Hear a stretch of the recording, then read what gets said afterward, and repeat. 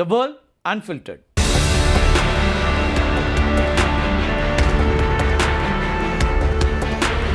Pete, I think you were the first one to speak up, and you said, let's do it, because you can't let them have.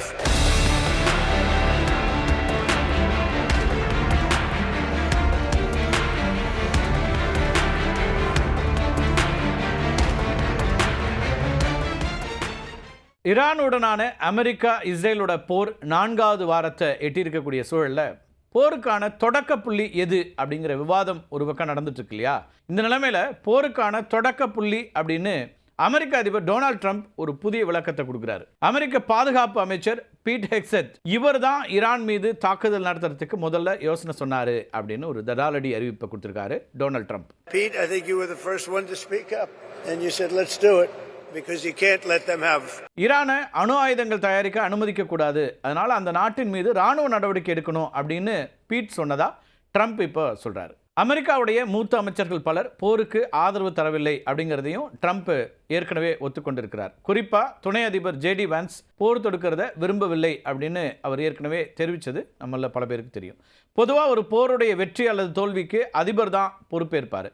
ஆனால் இங்கே Trump அந்த பொறுப்பை அப்படியே பாதுகாப்பு அமைச்சர் beat பக்கம் திருப்புறாரா அப்படிங்கிற ஒரு கேள்வி எழுது. நான் அவருக்கு முழு அதிகாரத்தையும் கொடுத்துட்டேன், இனி முடிவுகளும் அதன் விளைவுகளும் அவருடைய தான் அப்படிங்கிற துணியில தான் ட்ரம்ப் இப்போ பேசியிருக்காரு. இது ஒருவேளை போர் திட்டமிட்டபடி செல்லவில்லை அப்படின்னா தோல்வியிலிருந்து ட்ரம்ப் தப்பிச்சுக்கிறதுக்காக இப்படி ஒரு வழியை கையாளுகிறாரா அப்படின்னு அவரை நோக்கி விமர்சகர்கள் ஒரு கருத்தை முன்வைக்கிறாங்க. ஈரான் போருடைய மாஸ்டர் மைண்டாகவும் அதே சமயம் ஏதேனும் தவறுகள் நடந்தால் அதற்கு பொறுப்பேற்க வேண்டியவராகவும் பீட் ஹெக்ஸெத்தை ஒரு ஸ்கேப் கோட்டா ட்ரம்ப் இப்போ முன்னிறுத்துறாராங்கிற ஒரு கேள்வியும் எழுது.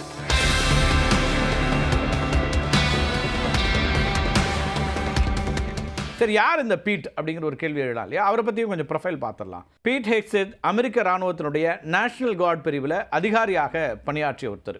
ஈராக் மற்றும் ஆப்கானிஸ்தான் போர்களில் பங்கேற்ற அனுபவமும் அவருக்கு இருக்கு. போர்க்களத்தில் சிறப்பாக செயல்பட்டதற்காக 2 முறை பிரான்ஸ் ஸ்டார் பதக்கங்களை வாங்கியிருக்கிறார். 2024ஆம் ஆண்டில் டொனால்ட் ட்ரம்ப் இவரை பாதுகாப்பு அமைச்சராக நியமித்த போது உலக அளவில் பெரும் விவாதமும் ஏற்பட்டது.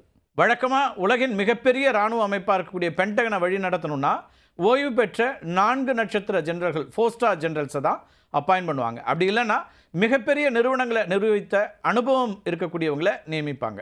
ஆனால் ஹெக்ஸெத் ஒரு மேஜர் அந்தஸ்தில் இருந்தவர் தான். சுமார் 30 லட்சம் பணியாளர்களையும் $850 பில்லியன் பட்ஜெட்டையும் கொண்ட ஒரு பிரம்மாண்டமான அமைப்பை நிர்வகிக்கிறதுக்கு இவருக்கு தகுதி இருக்கா அப்படிங்கிற கேள்வி அப்போதே எழுந்தது. இதை பற்றியெல்லாம் கவலைப்படாமல் பாதுகாப்பு அமைச்சராக ட்ரம்ப் அவரை நியமிக்கிறார். இராணுவ சேவைக்கு பிறகு பீட் என்ன பண்ணுறாருன்னா 8 ஆண்டுகள் ஃபாக்ஸ் நியூஸ் தொலைக்காட்சியினுடைய தொகுப்பாளராக இருந்தார். ஒரு செய்தி தொகுப்பாளரை நேரடியாக பாதுகாப்புத்துறை அமைச்சராக நியமிப்பது இராணுவத்தினுடைய தொழில்முறை தன்மையை பாதிக்கும் அப்படிங்கிற விமர்சனங்களும் அப்போவே எழுந்தன. இராணுவத்தில் பன்முகத்தன்மை, அது மட்டும் இல்லாமல் பாலின சமத்துவத்துக்கு அளிக்கப்படக்கூடிய முக்கியத்துவத்தை இவர் கடுமையாக எதிர்ப்பவர். குறிப்பாக பெண்கள் போர் முனையில் பணியாற்றக்கூடாது அப்படிங்கிற இவரோட கருத்து இருக்கு இல்லையா, அது கடுமையான எதிர்ப்புகளை சந்தித்தது. இராணுவத்தில் இருக்கக்கூடிய பல மூத்த அதிகாரிகளை நீக்கிவிட்டு வாரியர் கல்ச்சர் அப்படிங்கிற பேரில் மாற்றங்களை கொண்டு வரதுக்கு இவர் முயற்சி செய்வதற்கும் கடுமையான எதிர்ப்புகள்லாம் இப்போவும் தொடர்ந்து கொண்டே இருக்கின்றன. டொனால்ட் ட்ரம்ப், பீட் இவங்க இடையிலான உறவு இருக்கு இல்லையா, இது அமெரிக்க அரசியலில் ஒரு முக்கியமான பவர் கேமாக பார்க்கப்படுது.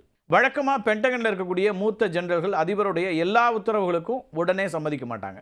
ஆனால் பீட் ஹெக்ஸெத் ட்ரம்ப்போட தீவிரமான விசுவாசி இல்லையா, அதனால் ட்ரம்ப் எதை நினைக்கிறாரோ அதை இராணுவ ரீதியாக செய்து முடிக்கக்கூடிய ஒரு செயல் வீரராக பார்க்கப்படுறாரு ட்ரம்ப்.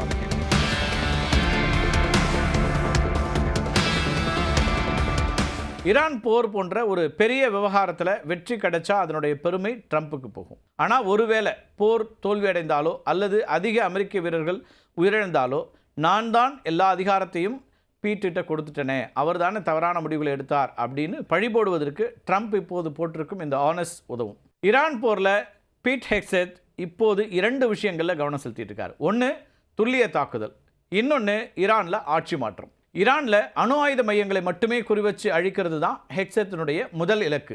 ஈரானிய மக்கள் தற்போதைய அரசுக்கு எதிராக திரும்புவதை ஊக்குவிச்சு ஆட்சி மாற்றத்தை ஏற்படுத்துவது அப்படிங்கிறது 2வது அவருடைய எண்ணம். இதற்காகவே 5 நாள் போர் நிறுத்தத்தை அறிவித்து ஈரானுக்குள் இருக்கக்கூடிய அரசியல் குழப்பங்களை உற்று கவனித்து வருவதாகவும் ஒரு பார்வை முன்வைக்கப்படுது.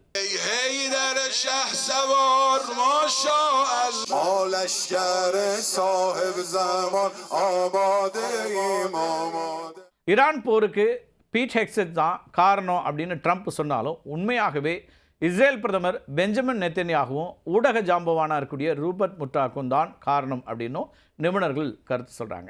நிபுணர்களுடைய இந்த கருத்து தற்போதைய புவிசார் அரசியலில் விவாதிக்கப்படக்கூடிய ஒரு முக்கிய விஷயமாக கூட மாறி இருக்குன்னு சொல்லலாம். இஸ்ரேல் பிரதமர் நெத்தன்யாகு பல தசாப்தங்களாகவே ஈரான் ஒரு அணு ஆயுத அச்சுறுத்தல் அப்படின்னு சொல்லிட்டு இருக்காரு. ஈரானுடைய தலைமை பொறுப்பில் இருந்தவர்களை, குறிப்பாக உச்ச தலைவராக இருந்த கமேனியை குறி வச்சு தாக்க வேண்டும் அப்படின்னு ட்ரம்பை நெத்தன்யாகு தான் வலியுறுத்தியதாக செய்திகள் வெளியாகின. இஸ்ரேலில் தேர்தல் நெருங்கக்கூடிய வேளையில் ஈரானுக்கு எதிரான இந்த வெற்றி அப்படிங்கிறது, இது வரைக்கும் வெற்றி கிடைக்கல, வெற்றி அப்படின்னு முழுமையாக வெற்றி வந்ததுன்னா அது நெத்தன்யாகுனுடைய அரசியல் செல்வாக்கை அந்த நாட்டில் உயர்த்துவதற்கு உதவும் அப்படிங்கிற கணக்கில் இருந்து தான் நெத்தன்யாகு இந்த போரை தொடர்ந்துருக்கார் அப்படின்னு அங்கே அவரை விமர்சிக்கக்கூடியவங்களாம் சொல்கிறாங்க.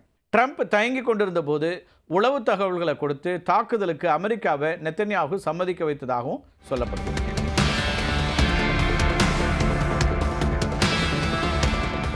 உலகின் மிகப்பெரிய ஊடக ஜாம்பவானான ரூபர்ட் முர்டாக் இருக்கார் இல்லையா, அவர் தன்னுடைய ஃபாக்ஸ் நியூஸ் அது மட்டும் இல்லாமல் நியூயார்க் போஸ்ட் வாயிலாக ஒரு குறிப்பிட்ட கருத்தியலை உருவாக்குவதாகவும் நீண்ட காலமாக ஒரு குற்றச்சாட்டு எப்போவுமே அவர் மேலே விமர்சகர்களால் முன்வைக்கப்படும். பீட் ஹெக்ஸெட் ஃபாக்ஸ் நியூஸ் தொலைக்காட்சியில் பணியாற்றியவர் அப்படிங்கிறதையும் நம்ம பார்க்கணும். முர்டாக்குடைய நம்பிக்கைக்கு பாத்திரமான ஒருத்தரை பாதுகாப்புத்துறை அமைச்சராக்கியதன் மூலமாக பென்டகனுடைய கொள்கைகளை முர்டாக்கின் ஊடகங்கள் தீர்மானிப்பதாகவும் விமர்சனங்கள் ஏற்கனவே உண்டு. ட்ரம்ப் போரை தொடங்கக்கூடிய முடிவை எடுத்தவர், அதாவது டெசிஷன் மேக்கர்னு அவரை சொல்லலாம். நெத்தன்யாகு போருக்கான காரணத்தையும் உளவு தகவல்களையும் வழங்கியவர் அப்படிங்கிறதுனால அவரை ஸ்ட்ராட்டஜிஸ்ட் அப்படின்னு குறிப்பிடுறாங்க. முர்டாக் போருக்கு தேவையான பொதுமக்களுடைய ஆதரவை உருவாக்கியவர், அதாவது பப்ளிக் ஒப்பீனியன் பில்டராக இருந்தார். இவங்க 3 பேர் சேர்ந்து உருவாக்கிய திட்டத்தை நடைமுறைப்படுத்திய எக்ஸிக்யூட்டர் தான் பீட் ஹெக்ஸெட் அப்படின்னு இந்த விஷயத்தை உற்று கவனிக்கக்கூடிய விமர்சகர்கள் முன்வைக்கக்கூடிய ஒரு பார்வையாக இருக்குது. ஈராக் போரை பொறுத்த வரைக்கும் ரூபர்ட் முர்டாக்கினுடைய பங்கு அப்படிங்கிறது ஒரு இராணுவ தளபதியினுடைய பங்குக்கு இணையானது அப்படின்னு அரசியல் விமர்சகர்கள் கருத்து தெரிவிக்கிறாங்க. தொடர்ச்சியாக மிடில் ஈஸ்ட்டை பற்றி ஒப்பீனியன் எழுதக்கூடிய முக்கியமான அரசியல் பார்வையாளருடைய சில விமர்சனமாகவும் இது இருக்குது. அவர் துப்பாக்கியால் போர் செய்யலைனாலும் இன்ஃபர்மேஷன் வார்ஃபேர் நடத்தினார் அப்படிங்கிறதும் அவர் மேலே வைக்கக்கூடிய கடுமையான விமர்சனங்கள். ஒரு முறை பேட்டி அளித்த முர்டாக் என்ன சொன்னார்னா, இந்த உலகத்திற்கு மலிவான கச்சா எண்ணெய் கிடைக்க வேண்டும் என்றால் ஈராக் போர் அவசியம் அப்படின்னு பகிரங்கமாகவே சொல்லியிருந்தார். அன்னைக்கு ஈராக் போருக்கு எப்படி ஃபாக்ஸ் நியூஸ் மற்றும் அவருடைய ஊடகங்கள் அடித்தளம் அமைத்து கொடுத்துறவோ அதே வேலையை தான் இன்றைக்கும் பீட் ஹெக்ஸெட் மூலமாக ஈரான் போருக்கு செஞ்சுட்டு இருக்கிறாங்க அப்படிங்கிற விமர்சனங்களை பார்க்குறோம்.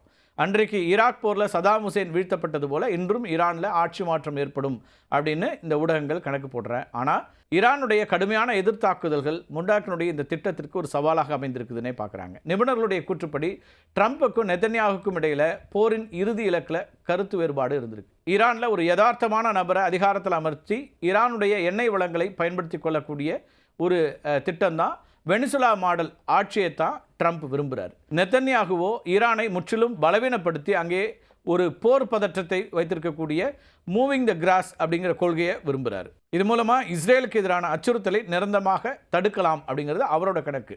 யாருக்கு? நெத்தன்யாகுனுடைய கணக்கு. இந்த மூவிங் த கிராஸ் அப்படிங்கிறது இஸ்ரேலிய இராணுவ கோட்பாட்டில் பயன்படுத்தக்கூடிய ஒரு முக்கியமான, அது மட்டும் இல்லாமல் சர்ச்சைக்குரிய சொல்லாடல். ஒரு தோட்டத்தில் புல் வளர்ந்து கொண்டே இருக்குன்னு வச்சிங்களேன், அதை வேரோட பிடுங்க முடியாது. ஆனால் அது உயரமாக வளர்ந்து தோட்டத்தை பழாக்காமல் இருக்கிறதுக்கு அவ்வப்போது ட்ரிம் செய்துகிட்டே இருக்க வேண்டும். அதே போல் ஈரான், ஹிஸ்புல்லா போன்ற இஸ்ரேலுடைய எதிரிகளை முற்றிலும் அழிப்பதுங்கிறது சாத்தியமில்லாத ஒன்று. ஆனால் அவங்களுடைய இராணுவ பலம், ஏவுகணை தளங்கள், அது மட்டும் இல்லாமல் ஆயுத கிடங்குகள் ஒரு குறிப்பிட்ட அளவுக்கு மேலே வளரும்போது ஒரு பெரிய தாக்குதல் நடத்தி அவற்றை சிதைக்க வேண்டும். இதுதான் இஸ்ரேலோட திட்டம். இது மூலமாக அடுத்த சில ஆண்டுகள் அவர்கள் தலை தூக்க முடியாதபடி பலவீனப்படுத்தப்படுவாங்க.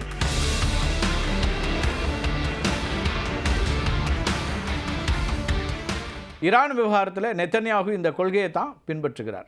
ஈரானில் முழுமையான அமைதி ஏற்படுவதை விட அவ்வப்போது தாக்குதல் நடத்தி அந்த நாட்டை ஒரு தற்காப்பு நிலையிலே வைத்திருக்கிறதுங்கிறது இஸ்ரேலுடைய பாதுகாப்புக்கு நல்லதுன்னு நினைக்கிறார். ஒரு அண்ட்ரஸ்ட் அங்கே இருந்துகிட்டே இருக்கணும்னு பார்க்குறாரு. ஈரானுடைய அணு ஆயுத ஆராய்ச்சி ஒரு கட்டத்தை எட்டும்போது அதை தாக்கி அழித்து மீண்டும் பூஜ்ஜியத்துக்கு கொண்டு வருவது தான் இந்த புல் செதுக்கும் முறை.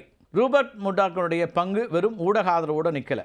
ஃபாக்ஸ் நியூஸ் தொகுப்பாளர் ஷான் ஹானட்டி அப்படிங்கிற ட்ரம்போட நிழல் தலைமை அதிகாரியாக செயல்படுவதாக சொல்லப்படுது.